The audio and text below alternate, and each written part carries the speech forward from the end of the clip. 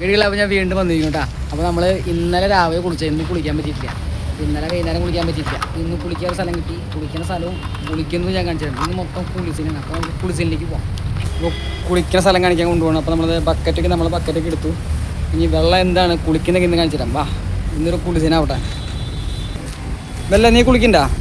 ഇല്ല, അവൾക്ക് ചോറുണ്ടിട്ട് വയനാട് റെസ്റ്റ് എടുക്കാം. അപ്പോൾ നമ്മൾ കുളിക്കുന്ന സ്ഥലം ഇതാണ് കേട്ടോ.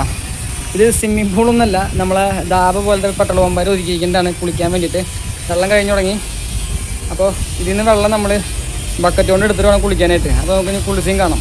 ലൈറ്റ് സ്ഥലം കഴിവില്ല കേട്ടോ.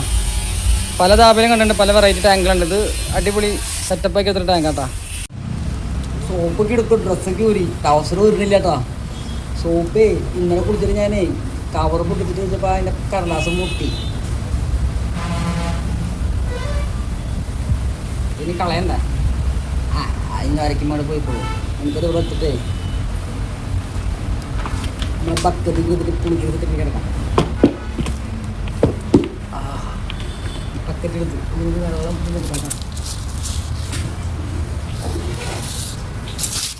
ചാടി കുളിക്കാൻ നോക്കിയിട്ടുണ്ട്, പക്ഷേ അനുവദിക്കുന്നില്ല, ആൾക്കാർ നീട്ടിയിട്ട്. അപ്പോൾ ഇതാണ് ഒരു സെറ്റപ്പ്. കർണാടക തുടങ്ങിയപ്പോൾ തന്നെ ഫസ്റ്റ് കുളിയാണ്ടത്. ഇങ്ങനെ വെള്ളം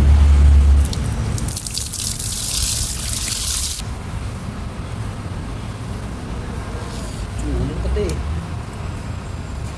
ഇതിപ്പോൾ ഞാൻ കുളിക്കുന്നതുകൊണ്ട് വലിയ ലൈക്കും ഷെയറൊന്നും ഉണ്ടാവില്ല. അല്ല പെമ്പിള്ളടിക്കാൻ ഇഷ്ടംപോലെ കിട്ടിയാനേ. നമ്മളിപ്പോൾ ആണുങ്ങളായതുകൊണ്ട് ഈ കുളിക്കുന്നൊക്കെ പറയുമ്പോൾ ആര് കാണാൻ.